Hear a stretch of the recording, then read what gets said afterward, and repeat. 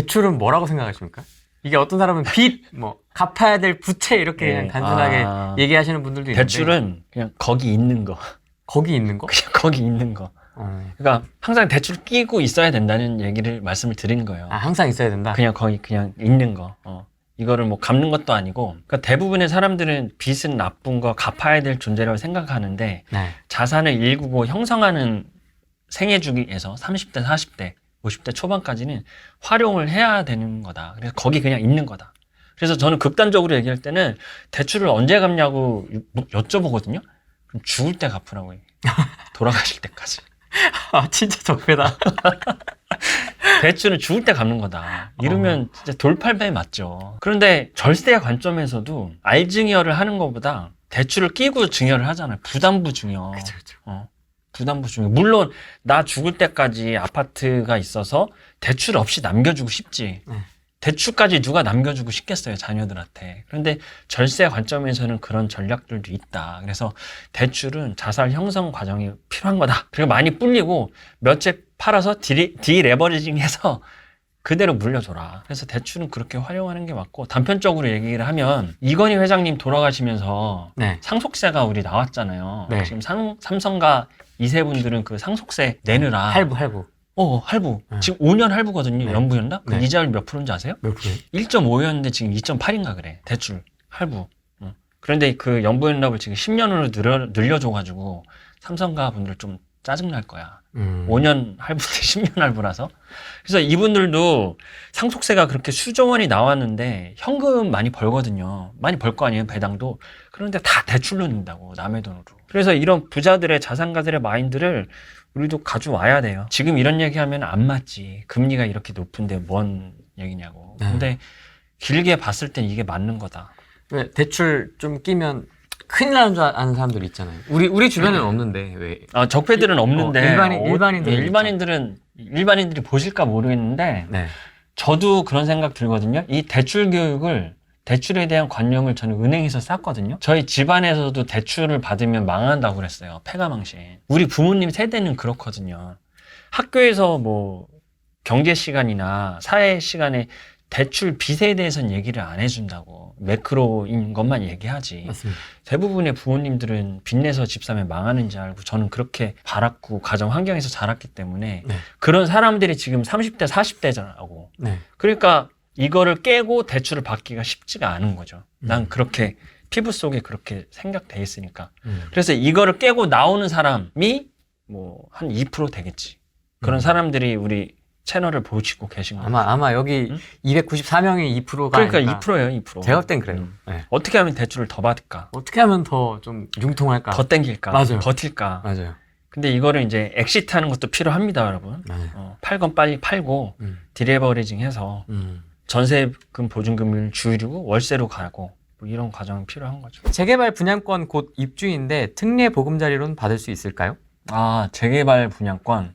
재개발 분양권 입주할 때 입주 잔금 대출로 받을 수 있어요. 입주 잔금 대출로. 그리고 잔금 대출 상황에서는 입주할 때는 집단 대출이라고 하거든요. 왜냐하면 뭐 500세대, 1000세대가 한꺼번에 입주를 하니까. 예. 그래서 입주할 때는 잔금 대출 은행이 협약은행이라고 그래서 정해져 있어요. 대부분 시중은행들이 다 들어오고 그 지점에서만 받을 수 있어. 그 입주하는 지역 근처에, 고고님 그 아파트 근처에. 그 중에서 은행들이 특례 보금자리를 가지고 들어와요. 상품을. 그래서 받을 수 있습니다. 동일하게. 일단 축하드립니다. 재개발 이제 곧 입주면 그러네. 고생 끝에 낙이 온다. 그러네요. 그거잖아요. 곧 관천하는 재개발 빌라 소유하고 있는데 재개발이 몇 개입니까 지금? 그러니까 그거는 아까 그거네. 네. 이주비 받은 걸로 추가주택 구입 가능한가요? 이주비 받은 걸로 추가주택 구입 시 이주비 상환해야 된다는 말이 있어. 오케이. 이거 많았지.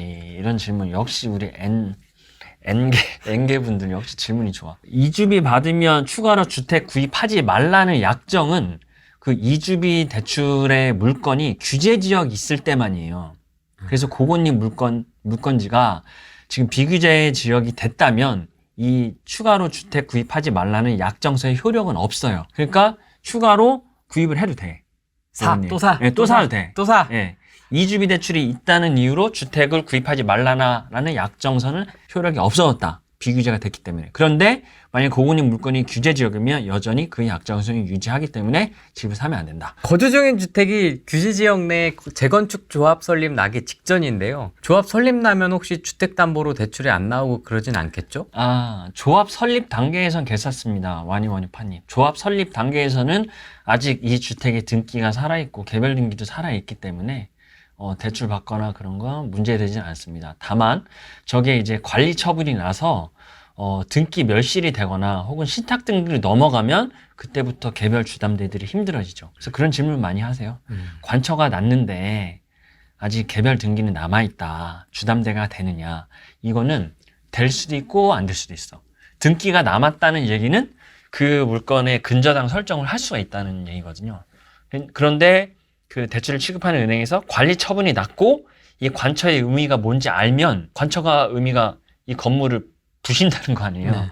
그러면 담보물이 사라지는 거라고. 물론 등기는 남아있지만 그래서 관처가 난 물건들 대출이 쉽지는 않죠. 왜냐면 철거가 될 거니까. 그래서 이 질문하신 거는 그 조합 설립 직전이니까 등기도 살아있고 하기 때문에 대출 가능합니다. 김태희진님, 국민연금 안 내고 있는 개인 사업자나 법인 회사라면 나중에 전세 퇴거자금 대출 받을 때 대출이 안 나올 수도 있나요? 대출의 사각지대가 개인 사업자와 주부예요.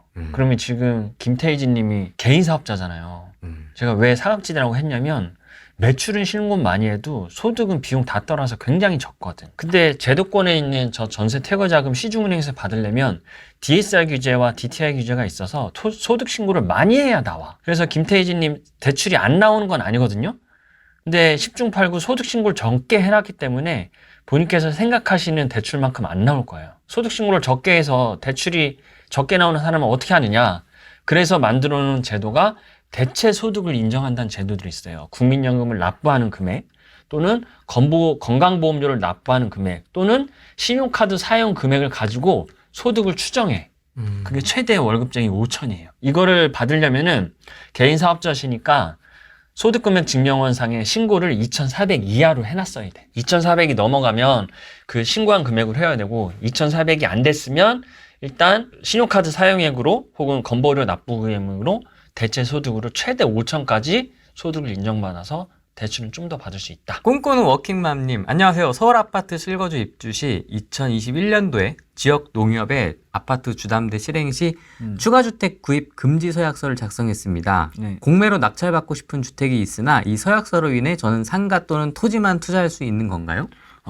서울 아파트 실거주 입주할 때, 자, 꿈꾸는 워킹맘님, 실거주 입주니까 잔금대출 주담대로 받은 건데 그 2021년도에 잔금 용도로 주담대 받을 때는 추가금지 약정을 안 하거든요. 원래 추가 구입 금지 약정은 기존에 내가 갖고 있는 아파트를 담보로 대출받는 생활안정자금만 써요. 그런데 우리 지역 농협에서 잔금 대출로 받았는데 추가 구입 서약서를 썼다는 거는 오피셜하게는 서약서를 잘못 쓴 것 같긴 하나 저 지역농협에서 자체적으로 받은 걸 수도 있어요. 그래서 꿈꾸는 워킹맘님 체크해야 될 거는 지역농협에 가서 내가 그때 약정서 쓴 걸 다오 쭉 그 정석대로 다 읽어보세요. 읽어보고 이게 내 상황에 구입용도 잔금에 맞는 약정서인지 지역농협이랑 같이 얘기를 해봐. 제가 보기에는 생활안정자금이 아니기 때문에 추가 구입해도 된다고 보거든요. 그래서 지역농협이랑 다시 한번 약정서를 두고 머리를 맞대고 얘기해보세요. 머리를 맞대고? 저는 저 약정서가 잘못된 것 같아요. 근데 저게 유효하다면 추가로 주택을 구입하면 안 되지. 그럼 저걸 어떤 하고 싶은 그럼 대환을 하든지 이렇게? 저거를 대환을 하게 되면 지금 시점에 생활안정자금으로 대환을 해야 되거든요. 그러면 생활안정자금을 받기 때문에 추가로 주택 구입하지 말라는 약정서가 지금 대환할 때. 그러니까 애시당초 첫 단추가 잘못 껴진 것 같아. 그래서 그 첫 단추를 다시 풀라는 거지. 농협이랑 얘기해서. 야, 농협, 나 이거 구입하는 목적인데 왜 이 약정서가 있어?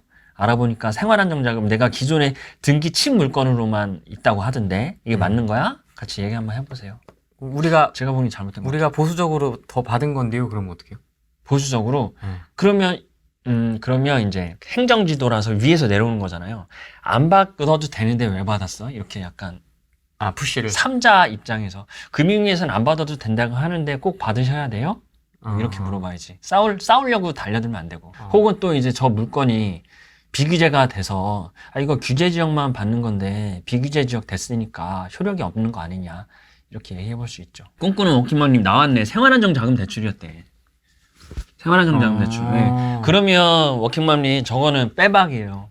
다 돌이킬 수 없어요. 돌이킬 수 없어요. 주택금지 서약이 유효합니다. 저거는 규제가 풀려야 돼요. 지금 유일하게 규제가 안 풀리는 게 몇 가지가 있는데, 첫 번째, 생활안정자금에 대출 받았을 때 추가로 집 사지 말아라. 이거랑 또 한 가지는 신용대출을 1억 이상 받으면 규제 지역에 집 사지 말아라. 요 추가로 집을 사지 말아라 라는 서약서들이 있는데 그건 아직 안 풀어졌거든요. 왜냐하면 지금 정권에서는 추가로 집 살 사람이 없으니까 풀어줄 생각이 없는 거예요. 안 풀어줘도 안 사는데 왜 풀어줘? 지금은 실거주자들이 집 살 때 권리적거리는 것들을 이제 풀어주는 거잖아요. 그죠? 특례보금자리도 그렇고, 세인 최초 LTV 80이 나온 것도 그렇고, 그리고 다주택자 전세 퇴거도 DSR 풀어준 것도 사실 다주택자들을 위해서 풀어준 게 아니라 세입자들을 위해서 풀어준 거라고. 그러니까 실거주자들이 목적이에요. 이 지금 대출 규제의 모든 타겟팅은 실수요자, 세입자, 내 집 마련할 사람. 다주택자들은 안중이 없다고 사실. 안중이 없어. 그러니까 생활안정자금 추가 약정서 같은 거 풀어줄 만한데 안 풀어주는 거지. 입주를 앞두고 있는 아파트 OP죠, OP. OP. 3룸 OP 가계대출로 잔금대출은 대략 얼마가 가능한지, 최대로 받을 수 있는 방법은 없는지요? OP는 잔금대출이 풀렸어요. 다행히도. DSR이 풀렸어요. 그래서 오피스텔, 아파텔도 30년까지 가능하기 때문에 네. 본인 소득에 따라서 최대한 받을 수 있고, 예를 들면 이제 내가 소득이 5천이다. 그러면 DSR 40까지 받을 수 있는 거는 7배니까 3억 5천 정도 돼요. 물론 이제 LTV가 중요하긴 하죠. 이제 오피스텔의 아파텔의 시세가 얼마냐에 따라서 달라지긴 하지만 연소득 5천 기준으로 대출이 하나도 없을 때 3억 5천까지 최대로 받을 수가 있을 거다. 예, 그렇게 정리를 할 수 있고, 만약에 내가 DSR이 꽉 차 있으면은 저 아파트를 사업자를 내 가지고 사업자로도 받을 수는 있죠. 수도권 관리 처분 완료된 재개발 매수 계획이 있는데요. 멸실되어 토지 상태라 자금 계획서를 제출해야 합니다. 다주택자 DSR 초과라 대출이 안 되어 사업자 대출받아 잔금 내려고 하는데, 자금 계획서 작성에 사업자 대출을 적으면 문제가 될까 궁금합니다. 토지를 사신다. 네. 토지 잔금 대출 애매한데, 저 토지 잔금 대출을 사업자로 하려면 사업 목적에 맞아야 되거든요. 저게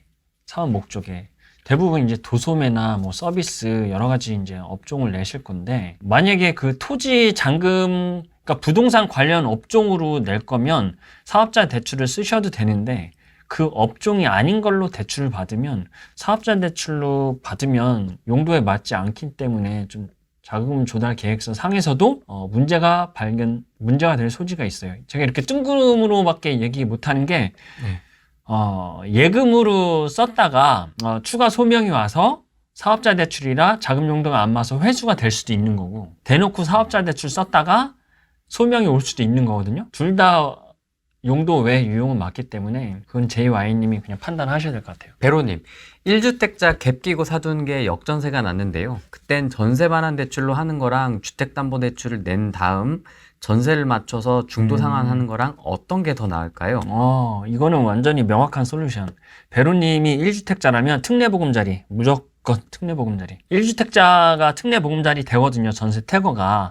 그러면 역전세 났으니까 특례보금자리 받아서 세입자 내주고, 그 다음에 전세 맞춰서 중도 상환할 때 수수료가 없어요. 그래서 특례보금자리로 쓰시면 됩니다. 역전세 맞은 아파트 기존 대출 1.4억이 있는데요. 현 세입자 6억 전세 있고, 새로 전세 맞출 때 대출 못 갚을 것 같아서 5억 전세 내려야 할 것 같아요. 1억 전세 반환 대출 가능할까요? 아파트 시세는 9.5억에서 10억 정도고, 소득은 최저소득 잡히고, 카드 사용 내역은 3, 4천입니다. 디테일합니다. 디테일이. 자, 그러면 10억짜리 비규제라고 하고, 비규제 LTV 60%면 6억까지 가능한데, 6억까지 DSR을 안 보고 가능해요. 이번 규제 완화가 되면. 그러면은 6억이 내가 필요한 거잖아요. 일단 공시를 해주려면. 그럼 카드 사용이 연 3, 4천이면은 대체 소득을 하면 월급쟁이 소득 5천이거든요. 그러면은 기존 대출이 하나도 없다고 봤을 때 연소득 5천이면은 DTI 60인 경우 10억까지 10배니까 5억까지 대출이 돼요. 그래서 코리님이 현세입자 6억까지는 대출이 안 나와. 그래서 5억까지는 대출이 돼요. 5억까지. 그러면 1억은 내 돈 보태고 5억 대출 받고 전세입자를 5억을 받으면 상환이 되겠네. 그렇죠? 그렇게 플랜이 될 것 같아요. 무직인데 역전세 다 역전세네요. 질문이. 와, 역전세 나서요. 전세 퇴거 자금 대출이 나올까요? 무직입니다. 무직은 소득이 없으신 건데 무직이어도 그 대체소득, 그 건보료, 국민연금, 신용카드 사용액으로 소득 환산되니까 무직이어도 가능합니다. 그 대체소득 쓰면. 송도님, 2주택자도 특례 보금자리론 전세 반환 용도로 가능할까요? 기존 1주택에 보금자리론으로 실거주하고 있고 2주택 전세 맞춰서 끝나는 대로 들어가려고 합니다. 안 돼요. 특례 보금자리는 무주택이나 1주택만 가능합니다. 현 2주택이고요. 기혼자 연봉 1.1억, 배우자 연봉 0.7억. 추가 주택 매입 예정입니다. 9억 5천 성남시 분당구 정자동 주담대와 신대까지 최대 한도 받을 수 있는 금액이 궁금합니다. 2주택자 LTV가 60이니까 10억으로 가정할게요. 그냥 계산 편하게. 60%면 6억. LTV 6억이 최고고 연봉이 1억 천에 연봉이 7천이니까 1억 8천이시잖아요. 부부 같은 경우에는 소득 합산 가능하니까 1억 8천의 연봉으로 6억의 주담대가 나오느냐? 그러면은 7배니까 충분히 나옵니다. 기존 부채가 없다고 가정하면 받을 수 있습니다. LTV 최대까지. LTV 최대는 우리가 2주택자 비규제 지역 60%니까 최대 가능합니다. 이제 2주택이 어떻게 조합이 되어 있는지가 중요치 않아요. 괜찮아요. 지금 2주택이고 3주택제를 비규제에서 하는 거기 때문에 구입자금은 LTV 60이니까 할 수 있어요. 괜찮아요. 전세 반환 대출로 융자 껴서 월세 주고 받은 보증금으로 갭 투자 가능한가요? 안 되지. 전세 반환 대출은 생활안정 자금이기 때문에 추가로 주택 구입 금지니까 그걸로 갭 투자하면 등기를 친 거니까 바로 회수가 됩니다. 원룸 다중주택 건물 갖고 있는데요. 전세 세입자 못 구해서 역전세 상황입니다. 그럴 수 있죠. 네. 임대사업자 역전세 대출을 이용할 방법이 있을까요? 이미 선순위 대출이랑 세입자 보증금이 있습니다. 다중주택은 이제 대출 받을 때 주택에 분류해서 단독주택이랑 똑같아요. 단독주택으로 보는데 네. 자, 이러면 우리가 임대사업자를 내셨을 텐데 임대사업자도 지금 퇴거자금으로 대출이 돼요. 규제지역이 30%, 비규제 60%고 DSR은 보지는 않아요. 그런데 스카이라인이 말씀하셨듯이 중요한 거는 이 물건의 시세와 선순위 대출이 얼마나 껴있느냐야. 만약에 비규제 지역이고 이 다중주택이 10억이다. 그러면 10억에 60%하면 6억이거든요.